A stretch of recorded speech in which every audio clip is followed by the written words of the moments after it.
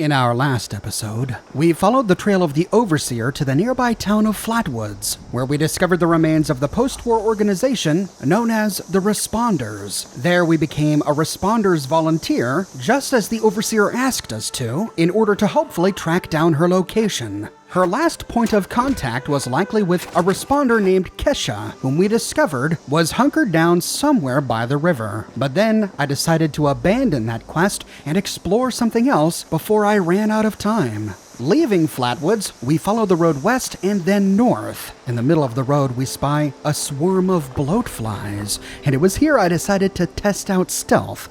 Even though I was only level, 3 or 4 by now, I was able to creep up the nearby hillside and walk around them undetected. Safely back on the road on the other side of the swarm, we continue north until we cross a bridge. Here we see the Responders graffiti on a nearby board, and we discover a town called Point Pleasant. I decided to come here because here we find the Mothman Museum. Traveling deeper into the town in search of the museum, I discovered a church with another Responder logo outside, but opening the door,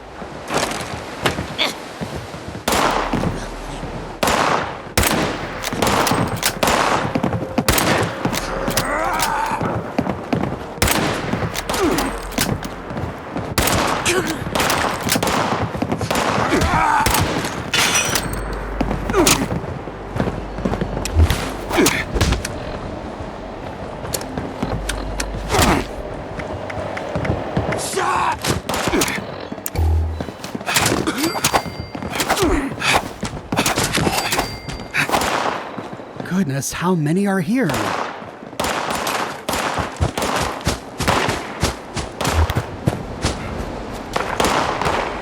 I hid behind a building while they shot at me to try and heal up and get my bearings, then back out to the street.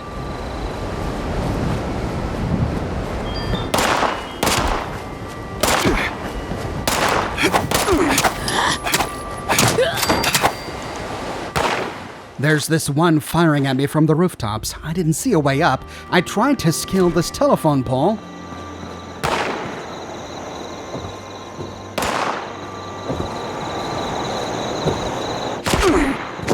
But I am really struggling with this doggone Xbox controller.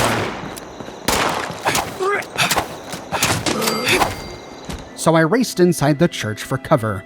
Here I discovered a petrified corpse.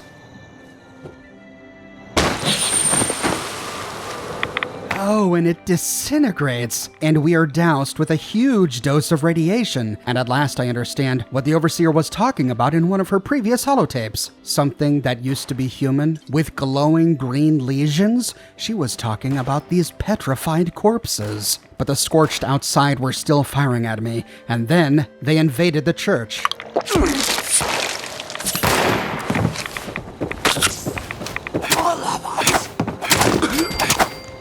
Heading back outside, I ran around killing more scorched, trying to find a way onto the roof.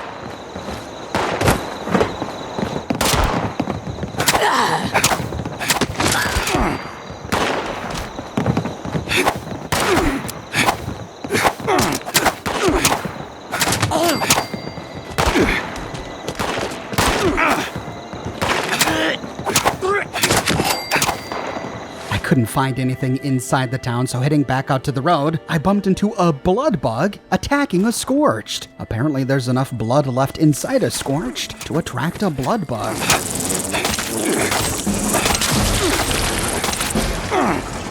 It was here that I leveled up to level 5. At level 5, PvP officially begins. Before that, other players couldn't attack us. When in a party, or working with others towards an event, players don't take damage from friendly fire. Outside of a group or event, strangers can attack us, but their damage against us is greatly reduced until we fire back. Once we do, we become enemies, and it's kill or be killed, with no damage reduction. This time I chose to spec into endurance, and then I picked the dromedary perk. All drinks quench thirst by an additional 25%, but I was still under attack. I think I lured enough of those scorched from the rooftops. I went back into the town, and it was here I found the Mothman Museum. It was smaller than I thought it would be. Outside, we find a skeleton, There was a locked door near to him, but my skill wasn't high enough to open it, so heading through the other door, we can begin to explore. We'll start by going behind the counter. I turned off the radio to avoid demonetization. We can loot some caps from a cash register, and behind the counter we find a recipe for Mirelurk jerky. Before we can craft Mirelurk jerky, we have to read the recipe. And with that, we unlock the ability to craft it. On the counter near the cash register was a holotape, The Mothman Cometh, Part 1. Welcome back, dear listeners. It's time once again to put aside all you think you know, all you believe to be true. Time to open your mind to the strange, bizarre, and sometimes terrifying world that exists in the shadows and fringes of our own, where myth, legend, and rumor are made real. Yes, it's time for more thrilling tales from the West Virginia hills. Not all creatures are of the land. Some stalk the skies. One such boogeyman has been reported for generations by mystified West Virginians. Its name remains the same, but accounts and speculation about its nature vary wildly.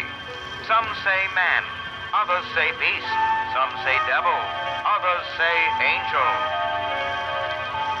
Tonight's tale, The Mothman Cometh, begins in Morgantown Municipal Hospital.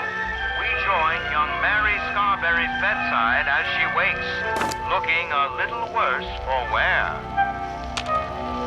Nurse? Nurse Handy? Are you there? Right here, my Sherry. And how are you feeling? Perhaps another stink back will help. Is she awake? There she is. I heard her voice. How's my brave little girl? Hi, Mom. Hi, Dad. I'm doing okay.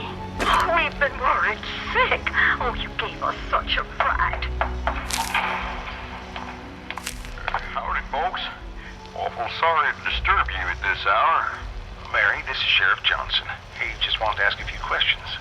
Well, from what I hear, you're downright lucky to be alive, Miss Mary. You kids went through quite an ordeal. Steve and Buddy, are they okay?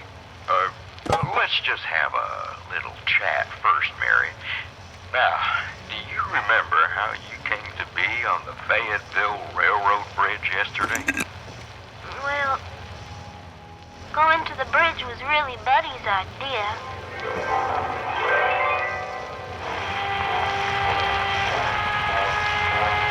Come on, Mary. Don't whip out. Every kid's got to do it sometime. But, Buddy, you know I'm plumb scared of heights. How far you reckon that drop is, Steve? My daddy says 1,000 feet. I heard it's 2,000 feet. Plenty of time to say last words and final prayers before you hit the river. Stop teasing me. I told y'all I'm nervous enough already. Come on. Quit your stalling. Here, watch me. There's nothing to it. Buddy, be careful. Last one across is a round egg. Here goes. Atta girl. Come on. Slow down. Gotta take my time. You're doing swell, Mary. Oh, no. I don't think I can go any further. You can't chicken out now. Just put one foot in front of the other. Hey, y'all!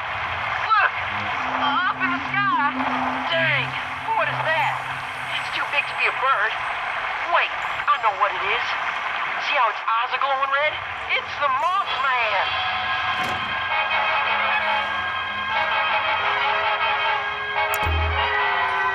With a terrible winged creature coming for them, what will happen to these adventurous kids trapped in such a precarious position? Tune in next time for the thrilling conclusion of The Mothman Cometh.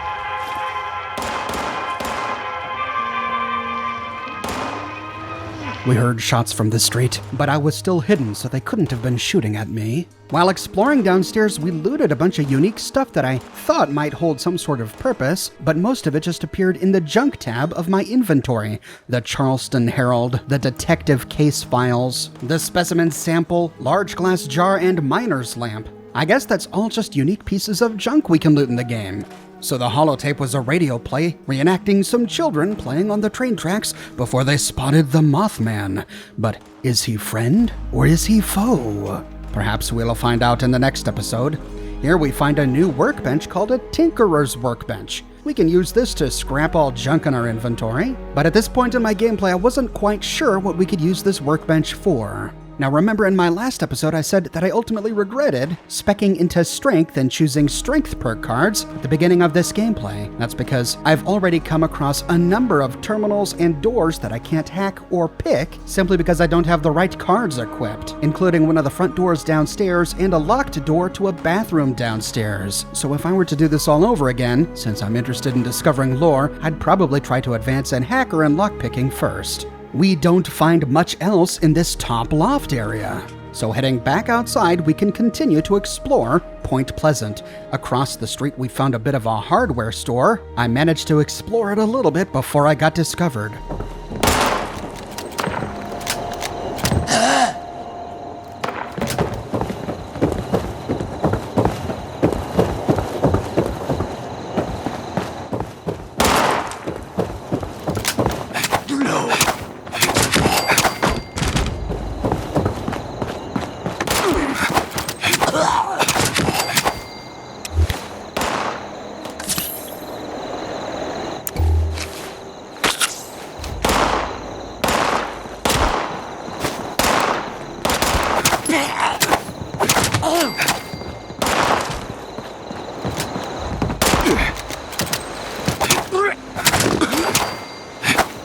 Goodness, how many scorched inhabit this town? I found myself at a garage, and inside, I discovered a weapon mod to craft a barbed walking cane. Heading outside, we can go back into that hardware store. In the back, I discovered a new type of teddy bear, Comrade Chubbs. I'm not sure what this was. It appears in the junk section of our inventory, so maybe it's just another unique type of junk. Heading south, we arrive in some sort of hotel lobby. Going behind the counter, we can loot from the registers, grab some Nuka-Cola Cherry. I saw some buff out back there, but I was frustrated with the Xbox control, so I just left it behind. We can head outside the town by passing through a hole in the wall. And looking up, we see catwalks. I need to find a way up there. But near to this, we see the river, and by the river, some sort of shrine? And on the ground, there appears to be graffiti. The icon of the Mothman. And close to this are sandwich boards with more Mothman symbols on them. And beneath the table, we find little red things. What are these? Mothman eggs? Oh, that sounds horrifying. I found out later that we can actually consume these. It's a pretty healthy snack. And it looks like the residents post-apocalypse have been worshipping this Mothman. Does that mean that he's real? Heading back to the main street of Point Pleasant, I finally found some scaffolding leading up to the rooftops. Following a boardwalk, we can creep onto a fire ladder, but then I got attacked.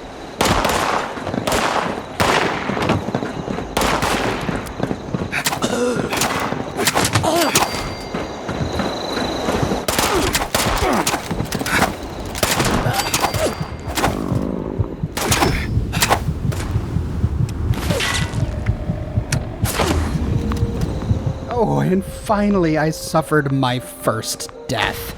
Before dying, we enter a state called critically injured. We have 30 seconds for someone to revive us. But since I was traveling solo, I gave up. My only option was to respawn. Now, we were told that there are some places in the game where we can respawn to for free. To respawn at other locations costs caps. But when I chose to respawn near Point Pleasant, it didn't cost me any caps. I'm not sure if that's because I was testing the beta or because I chose to respawn so close to my corpse, but I had 154 caps and it didn't cost me any to respawn here.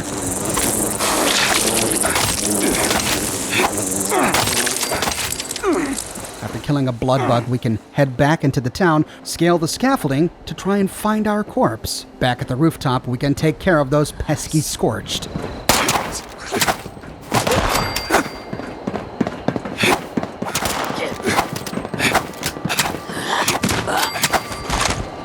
Climbing this ladder to the point where I died, we find a paper bag filled with all the junk I was carrying when I died.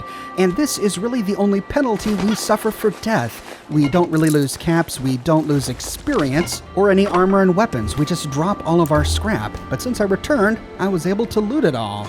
After looting some containers on this platform, we can climb a staircase to follow a scrap pathway along this bridge to a nearby rooftop where we can deal with more Scorched.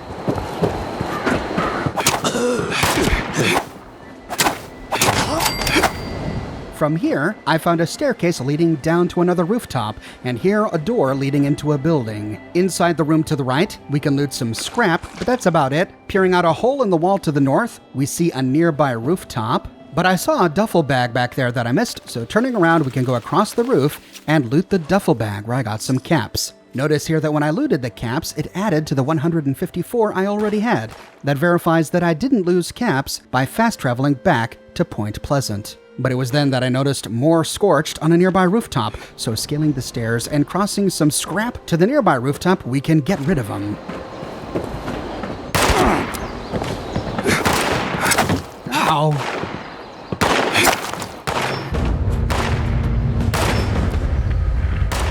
Gotta get back up there.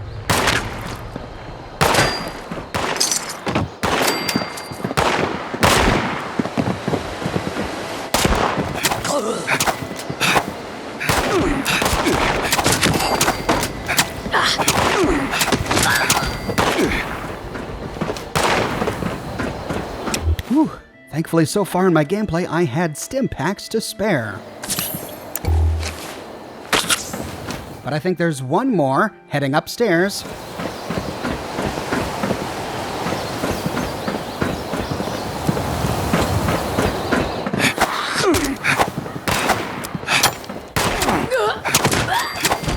Got him.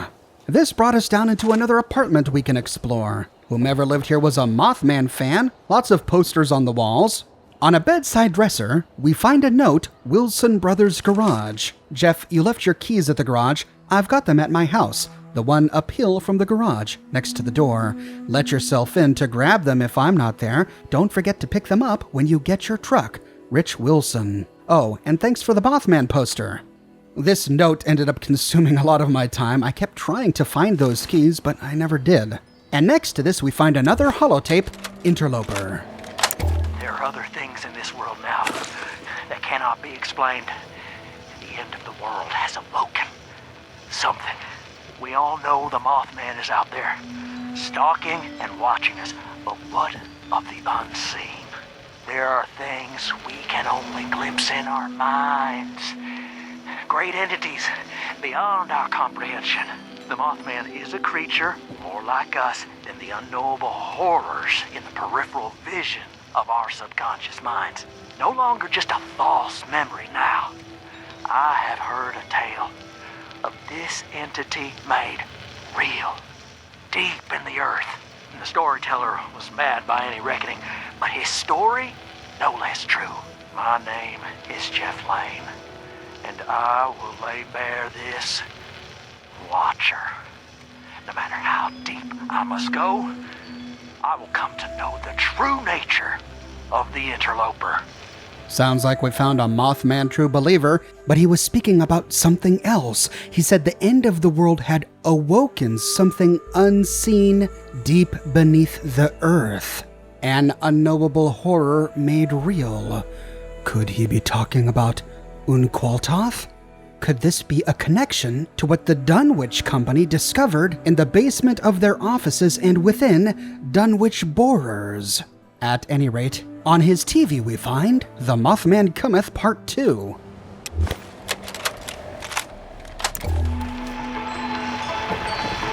Tonight, we bring you the final chapter of The Mothman Cometh.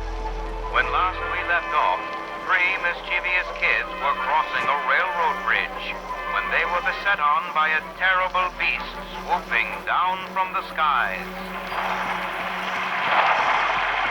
It's flying right toward us! Yeah! That was close! Sid! Mary! Get off that bridge! Train's coming! The train! Oh no! Grandpa says that the Mothman's a sign of bad things. bet that means the train's gonna derail. Or maybe the bad thing is the train's squashing us like June bugs. What are we gonna do? We can't jump, and it's too late to run. The train's almost here. Look out! That thing's coming back.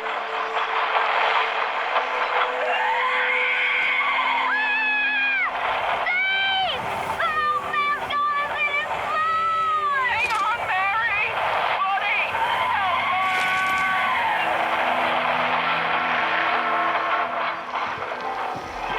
The last thing I remember is the Mothman snatching me and Steve just before the train ran us over.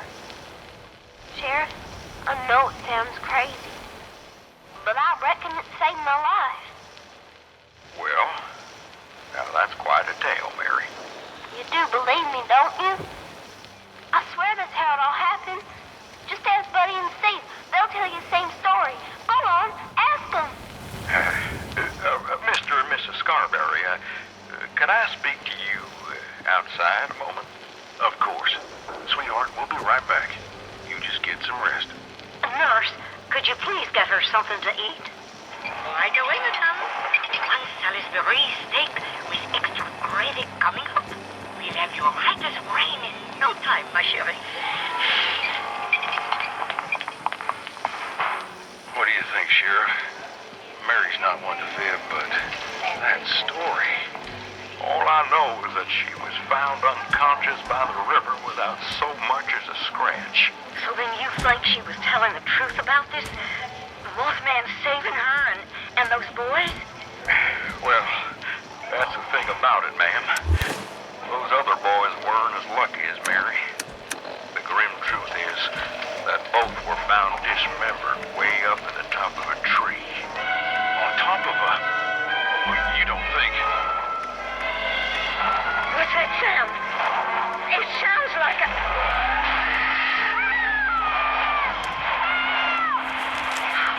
Mary! The window. They smashed right in. The nurse is torn to pieces, too! Right as what? Mary! She's gone. What's happened to my sweet Mary? Do something, Sheriff. Do something.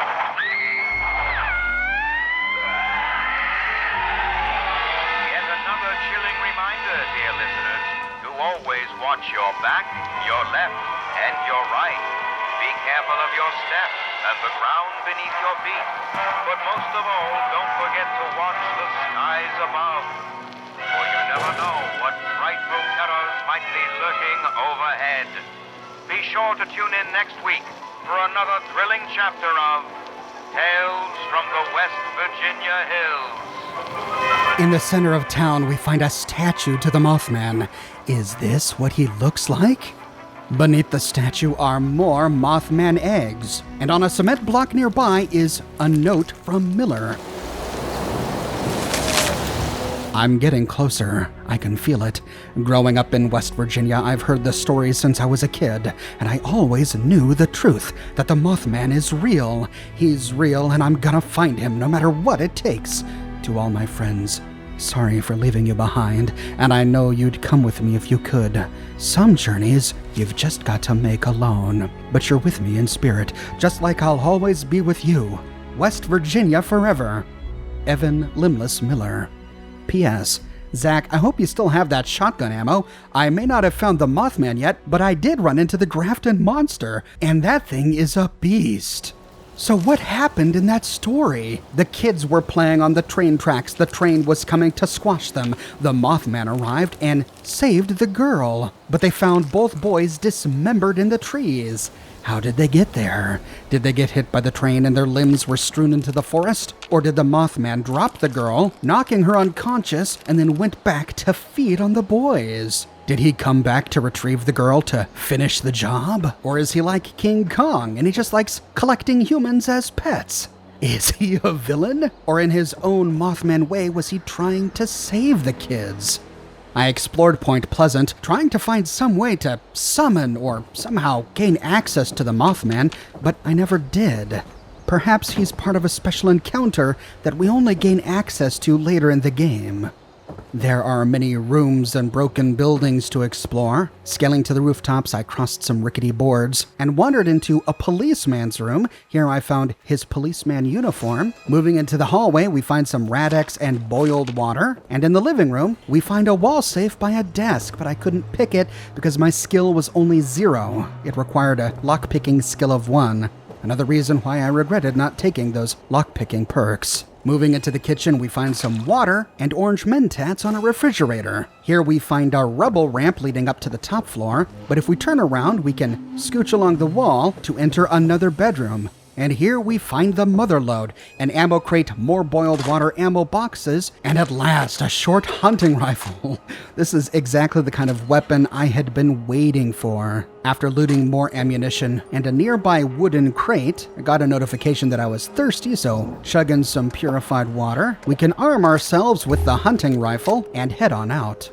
At this point, I was really running out of time. I only had a few minutes left. And since it became clear that I wasn't gonna meet the Mothman, I decided to leave to find something to shoot with my brand new hunting rifle. As I was leaving Point Pleasant, I found an ammunition vending machine. Well, this is a cool new feature, and it acts just like a merchant. From this, we can purchase a wide assortment of ammunition. To take my new hunting rifle out for a spin, I left the town, following the road northeast. Eventually, I found a fenced-off location to the right.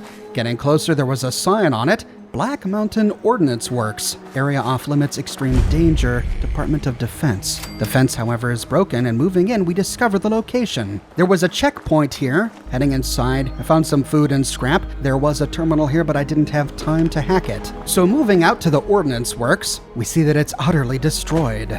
There's broken machinery and pipes everywhere, and big barrels of toxic waste in the middle of the works. Nearby, we see a ruined cement building with the skeleton of a worker hanging out of it. After looting his lunchbox, I tried to explore some of these big vats, but there was nothing inside, though I did see a hanging sign, North Acid Vat Building. Trying to make some sense of this location, I did find what appeared to be a big blast door, but when I crept closer, it says, Door inaccessible. Outside it said high explosives, keep away, dome number 8. And just across from this was another one, also inaccessible. This led to dome number 6. I'm hoping that these become accessible later in the game, perhaps once we complete a quest or gain a key. But I found my opportunity to test out my hunting rifle by leaving and following the road to the north. Here I found a wandering group of more Scorched.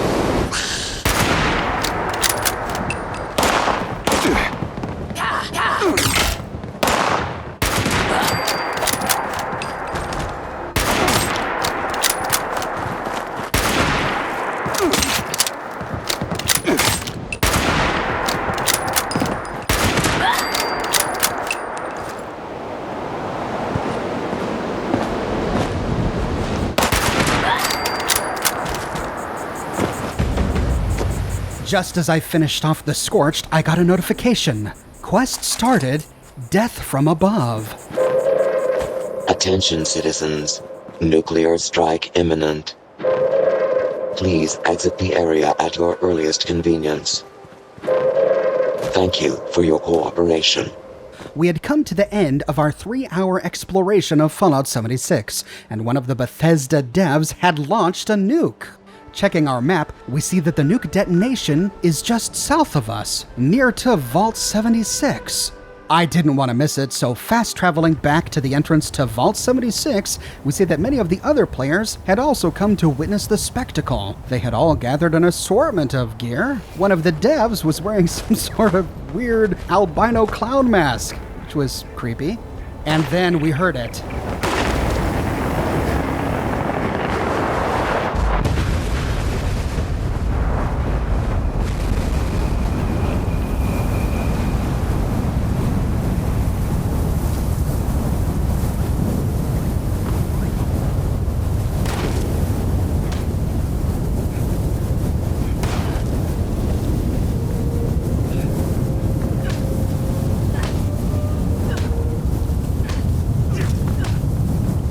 a nuke detonated just south of Vault 76. But our time was up. We were all getting up to leave. But before we left, I wanted to see what would happen if we approached the detonation site, as did many of the other players. So leaping down the hill, we can run as fast as we can, and we began to pick up huge doses of radiation.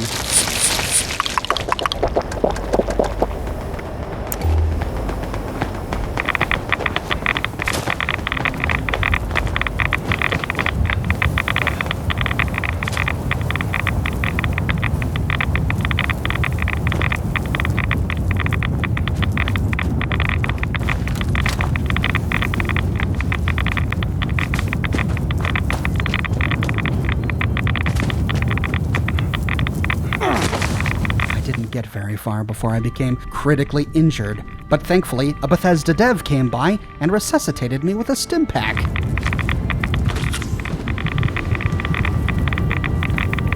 So down the hill I ran again, trying to get as close as I could. And before I succumbed to radiation poisoning, I saw the ruins of a town, but I never got to explore those ruins because I was out of time and without a radiation suit. And with that, we all had to leave. But before we left, Bethesda handed me a hard drive with all of this wonderful footage that I was able to share with you. That's it for today. I'll be making a few more videos about Fallout 76 with some of my thoughts of the event, as well as a few other events that I shot that didn't fit into these 3 videos. I publish many new Fallout videos every week here on my channel, so if you don't want to miss them, be sure to subscribe and to click that bell notification button. I hope you enjoyed what I had to share with you. This was a lot of work, so my publication for the rest of this week may be a bit sporadic. But if you have any questions, be sure to tune in to my next live show when I'll do my best to answer what I can. I have a shirt shop with completely unique designs that you can't find anywhere else. My shirts come in a variety of men's, women's, and children's sizes, and in a wide array of colors. They also come on other products as well, like smartphone cases, pillows, posters, mugs, prints, etc. So if interested, you can find a link to my shop in the description below, or you can click here. If you like what I do and you want to support me in a more personal way, consider becoming a patron on Patreon or a member here on YouTube. But more than anything, thank you so much for watching, and I'll see you soon with more brand new videos.